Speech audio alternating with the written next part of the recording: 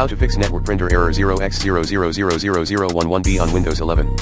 To fix network printer error 0x0000011b on Windows 11, try 1. Remove any recently installed Windows update. 2.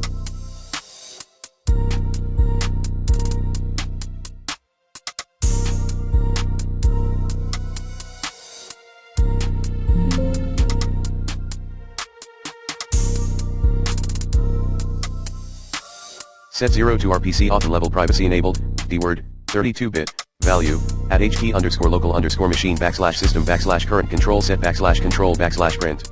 3.